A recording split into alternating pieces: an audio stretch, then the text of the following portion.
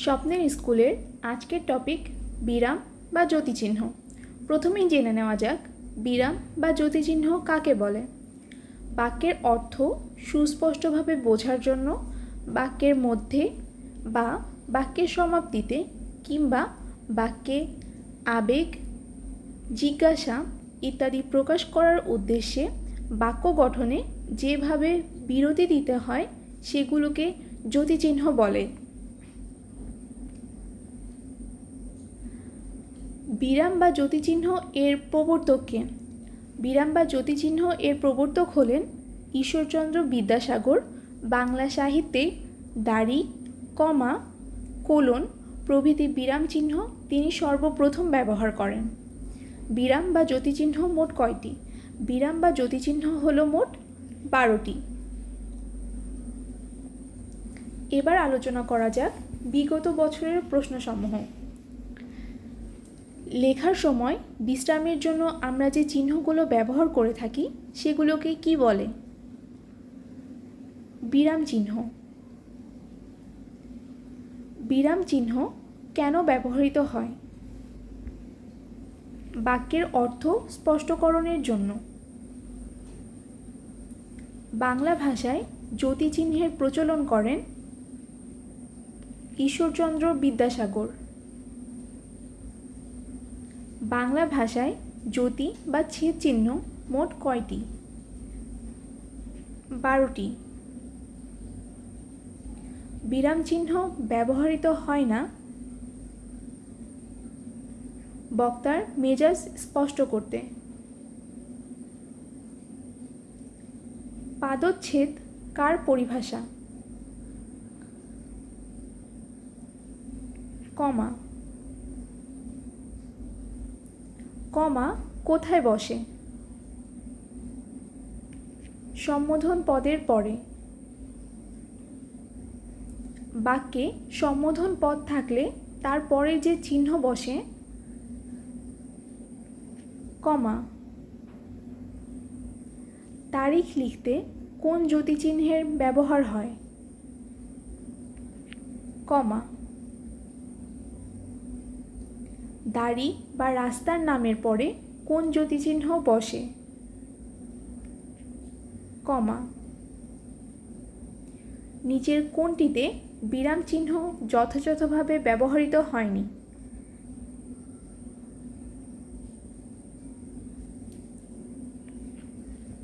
ঢাকা 21শে ফেব্রুয়ারি 1952।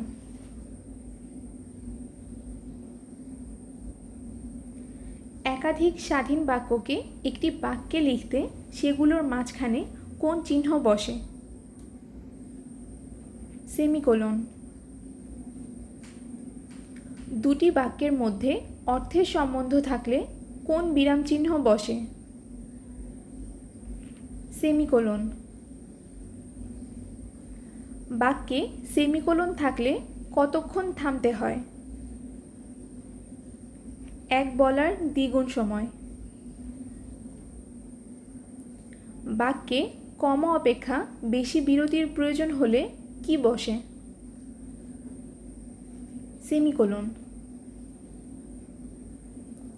কোন জ্যোতিচিহ্ন বাক্যের মধ্যকার বিরতিকাল নির্দেশ করে? সেমিকোলন। কোনটি প্রান্তিক বিরাম চিহ্ন? দাড়ি। কি বললে আমি পাগল শূন্যস্থানে বসবে? বিস্ময় চিহ্ন। বাক্যের দাড়ি থাকলে কতক্ষণ থামতে হয়? 1 সেকেন্ড বিরতির প্রয়োজন। হৃদয়াবেগ প্রকাশ করতে হলে কোন চিহ্ন বসে? বিস্ময়। বাক্যে বিস্ময়সূচক চিহ্ন থাকলে কতক্ষণ থামতে হয়? 1 সেকেন্ড। একটি অপূর্ণ বাক্যের পর অন্য একটি বাক্যের অবতারণা করতে হলে কোন বিরাম চিহ্ন ব্যবহৃত হয়? কোলন। কোনটি কোলন?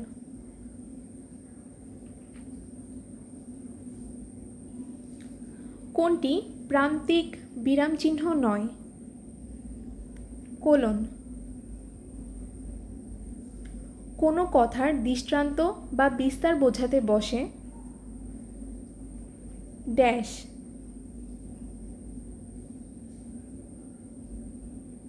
সমাসবদ্ধ পদগুলো বিচ্ছিন্ন করে দেখানোর জন্য কোন চিহ্ন বসে? হাইফেন। দুটি পদের সংযোগস্থলে কি বসে? হাইফেন। নিচের কোন বিরাম চিহ্নকে পদ সংযোগ চিহ্ন বলে? হাইফেন। কোন বিরাম চিহ্নে বিরাম নিতে হয় না? হাইফেন। ইলেক বা লোপ চিহ্ন দিতে হয় বিলুপ্ত বর্ণের জন্য। ইলেক বা লোপ চিহ্ন এর ক্ষেত্রে বিরতিকালের পরিমাণ কোনটি হবে? থামার প্রয়োজন নেই। বর্জন স্থানে শব্দের ওপরে লেখা কমাকে বলা হয় ইলেক। উদ্ধৃতি চিহ্ন কোথায় বসে? সংলাপে। উদ্ধৃতি চিহ্ন কত প্রকার? দুই প্রকার। বাংলা বাক্যের শেষে ব্যবহৃত হয় এমন বিরাম চিহ্নের সংখ্যা তিনটি। প্রথম বন্ধনী সাহিত্যে কী অর্থে ব্যবহৃত হয়?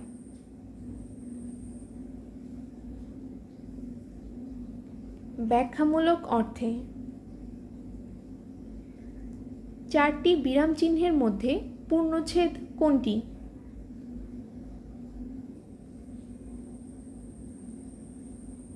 দাড়ি। বাক্যে কোন বিরাম চিহ্নের ব্যবহারে থামার প্রয়োজন নেই? বন্ধনী। উদ্ধরণ চিহ্নের পূর্বে খণ্ডবাক্যের শেষে বসাতে হবে কমা।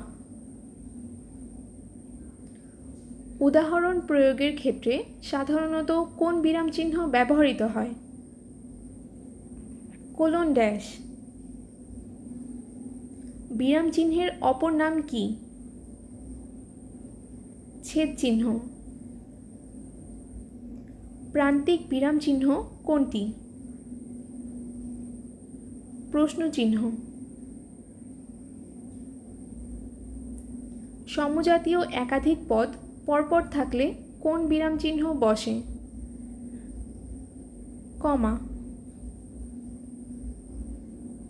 বক্তার প্রত্যক্ষ উক্তিকে অন্তর্ভুক্ত করার জন্য কোন বিরাম চিহ্ন বসে?